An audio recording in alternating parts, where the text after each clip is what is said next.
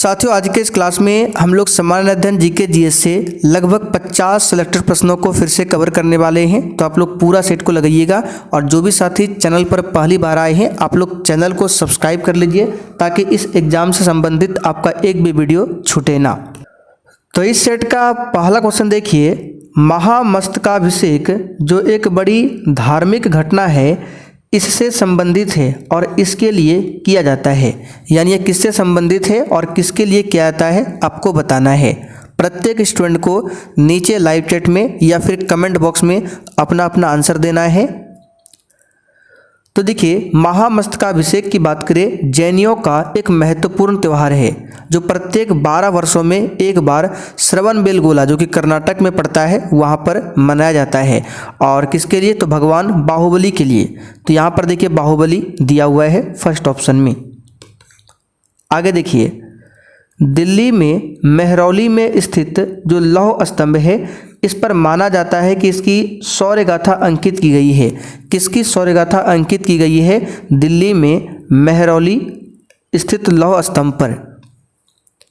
याद रखिएगा चंद्रगुप्त द्वितीय की। दूसरा वाला ऑप्शन यहाँ पर आपका सही है, चंद्रगुप्त द्वितीय। आगे देखिए, किस मौर्य शासक को सेंड्रोकोटस के रूप में संबोधित किया गया? बिल्कुल सेलेक्टेड क्वेश्चन है, एक भी प्रश्न को छोड़ना नहीं है। बताइए, इसका आंसर है चंद्रगुप्त मौर्य को। फर्स्ट ऑप्शन यहाँ पर आपका सही है, चंद्रगुप्त मौर्य। ठीक है, चंद्रगुप्त मौर्य के दरबार में ही आया था कौन? तो याद रखिएगा मेगास्थनीज। आगे बढ़ते क्वेश्चन नंबर देखिए 4। कौन से मुगल सम्राट के शासनकाल में अंग्रेज ईस्ट इंडिया कंपनी ने भारत में अपनी पहली फैक्ट्री स्थापित किया था? आंसर है जहांगीर के शासनकाल में। दूसरा ऑप्शन यहाँ पर आपका सही है, जहांगीर। ठीक है, नेक्स्ट क्वेश्चन, सही कालानुक्रम दीजिए। यहाँ पर देखिए ABCD में दिया हुआ है, सही कालक्रम के अनुसार आपको सजाना है। सबसे पहले कौन सी घटना हुई, उसके बाद कौन सा, उसके बाद कौन सा। ठीक है, तो यहाँ पर देखिए देखते हैं सबसे पहले साइमन कमीशन 1927। ठीक है, साइमन कमीशन ये क्या हो जाएगा आपका 1927 हो जाएगा साइमन कमीशन। उसके बाद यहाँ पर प्रथम गोलमेज सम्मेलन की बात करें तो ये 1930 में प्रथम गोलमेज सम्मेलन। गांधी इरविन समझौता आपको याद होगा 5 मार्च 1931 और सामुदायिक अवार्ड 1932। तो ये सबसे पहले B हो जाएगा, फिर C, फिर D और उसके बाद A। BCDA। ठीक है, देखते हैं यहाँ पे BCDA। तो चौथा ऑप्शन में दिया हुआ है BCDA। आगे बढ़ते हैं, भारत ने पुर्तगालियों से गोवा मुक्त कराया, बताइए किस वर्ष में? तो भारत ने पुर्तगालियों से गोवा को मुक्त कराया किस वर्ष में? इसका सही जवाब है 1961 में। तीसरा ऑप्शन सही है। निम्नलिखित में से कौन सा अधिनियम मॉन्टेग्यू चेम्सफोर्ड सुधार कहलाता है? और देखिए, जो भी साथी चैनल पर पहली बार आए हैं आप लोग चैनल को जरूर सब्सक्राइब कर लीजिए ताकि इस एग्जाम से संबंधित आपका एक भी दिन, एक भी क्लास छूटे ना। तो इसका सही जवाब है भारत सरकार का अधिनियम 1919। आगे देखिए, किस तिथि को संविधान सभा की पहली बैठक हुई थी? तो पहली बैठक 9 दिसंबर 1946 को, दूसरा वाला 11 दिसंबर 1946, तीसरा वाला 13 दिसंबर 1946, लास्ट वाला 24 जनवरी 1950। ये आपको ध्यान रखना है। आगे देखिए, किस देश की विदेश नीति से टू मैन सिद्धांत जुड़ा हुआ है? तो ये जुड़ा हुआ है USA की विदेश नीति से। दूसरा ऑप्शन सही है। आगे देखिए, निम्न में से किस देश के साथ भारत ने पंचशील समझौते पर हस्ताक्षर किया था? बताइए। तो पंचशील समझौता आपको याद होगा भारत और किसके बीच में हुआ था? चाइना के बीच में हुआ था। तीसरा ऑप्शन यहाँ पर आपका सही है। आगे देखिए, का आदर्श वाक्य है निम्नलिखित में से कौन सा भारतीय सेना? यहाँ पर क्वेश्चन थोड़ा सा उल्टा पुल्टा हो गया है। इसका जो सही होगा, निम्नलिखित में से कौन सा आदर्श वाक्य भारतीय सेना का है, ये आपको बताना है। तो इसका सही जवाब क्या होगा? स्वयं से पहले सेवा। ये भारतीय सेना का आदर्श वाक्य है, स्वयं से पहले सेवा। ठीक है, इसका इंग्लिश में मीनिंग होता है सर्विस बिफोर सेल्फ।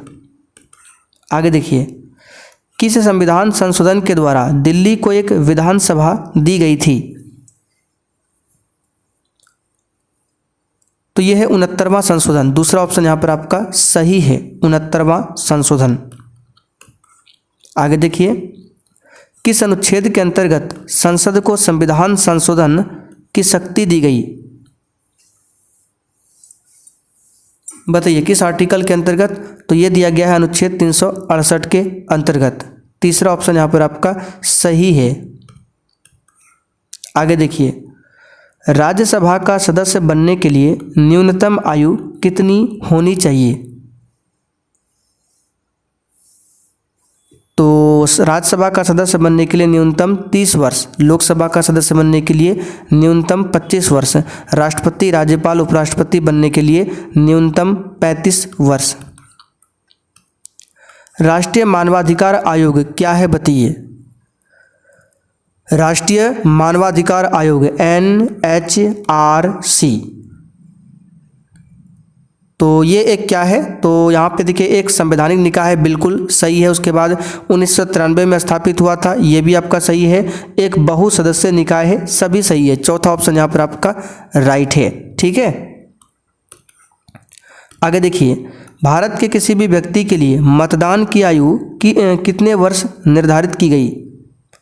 तो सबसे सिंपल क्वेश्चन 18 वर्ष। पहले था 21 लेकिन अब है 18।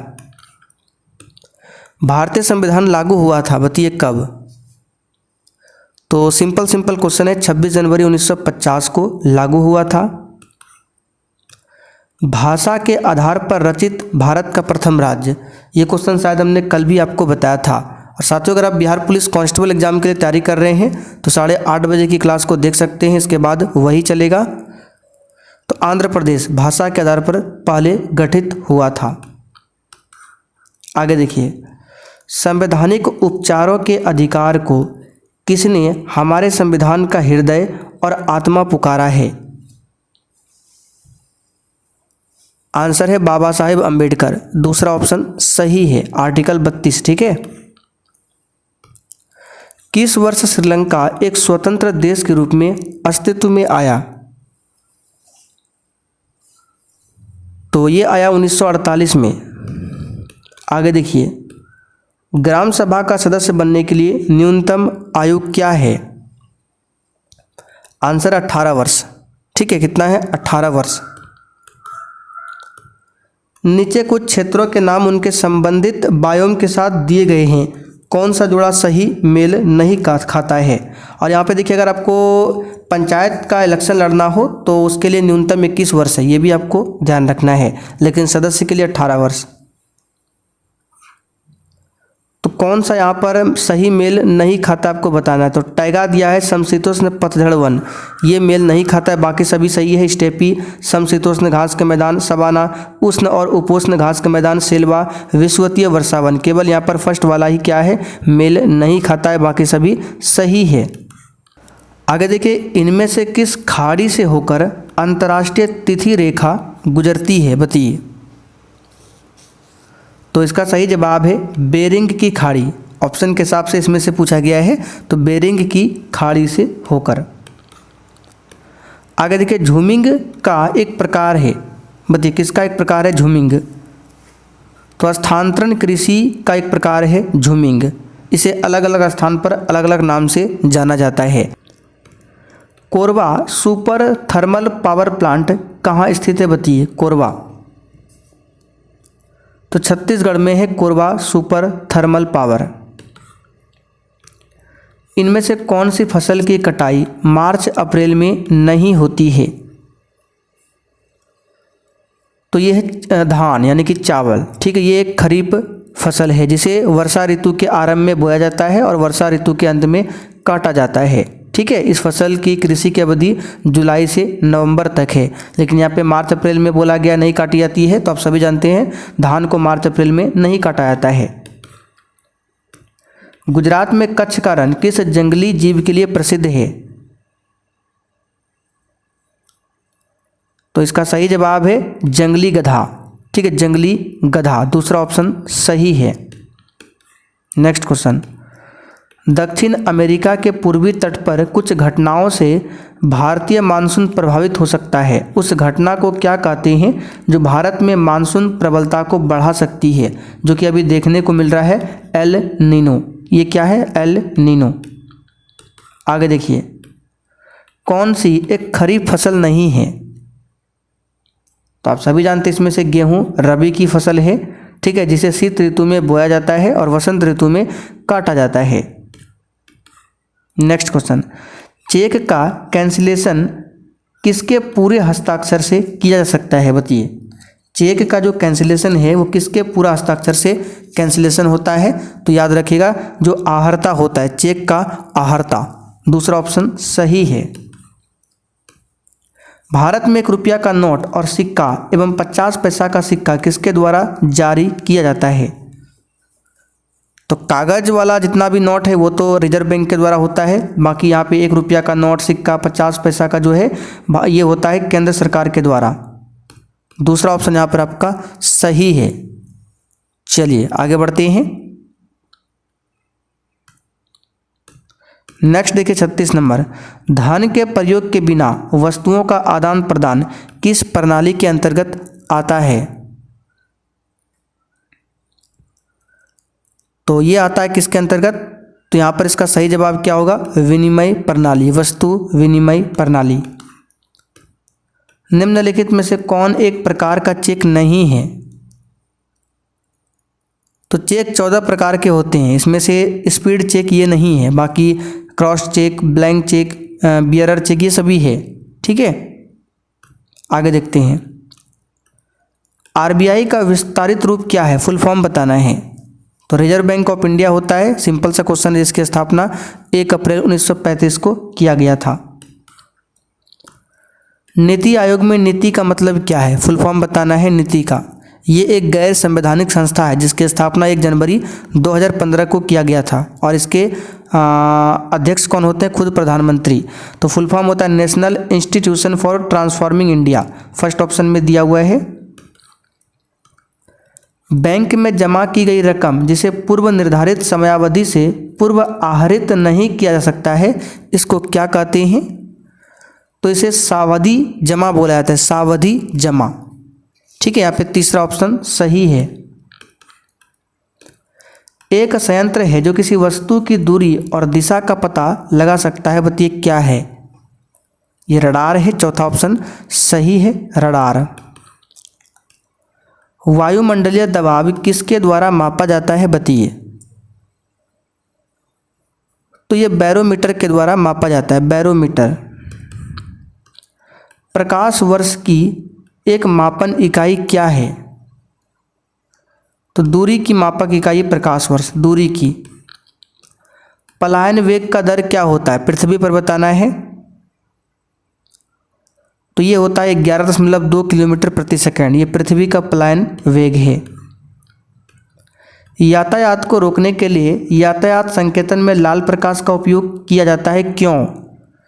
तो यह कम से कम प्रकीर्णित होता है, आप सभी को पता है लाल प्रकाश कम फैलता है, अतः आसानी से लंबी दूरी पर से भी सूचित हो सकता है लाल प्रकाश, इसीलिए। संघनन प्रक्रिया से संदर्भित है, आंसर है जलवाष्प का इसके द्रव रूप में परिवर्तित होना संघनन प्रक्रिया है। ठीक है, जलवाष्प का द्रव के रूप में, जलवाष्प का द्रव के रूप में, यानी गैस का द्रव के रूप में संघनन। ठीक है, तीव्र प्रज्वलक रिएक्टर में कौन सा ईंधन इस्तेमाल होता है, बताइए? तो प्लूटोनियम का इस्तेमाल होता है, प्लूटोनियम, दूसरा ऑप्शन यहाँ पर आपका सही है। तो साथियों आज का सेट यहीं पर कंप्लीट होता है। अब आप लोग कमेंट करके बताइए आपने 50 में से कितने क्वेश्चन सही किए हैं, और जिनको भी 1 लाइनर जीके जीएस का नोट्स, स्पेशल बिहार जी के नोट्स और पिछले 10 से 12 साल का क्वेश्चन बैंक कुछ भी चाहिए तो ये हमारा व्हाट्सएप नंबर है, मैसेज करके आप लोग बता सकते हैं।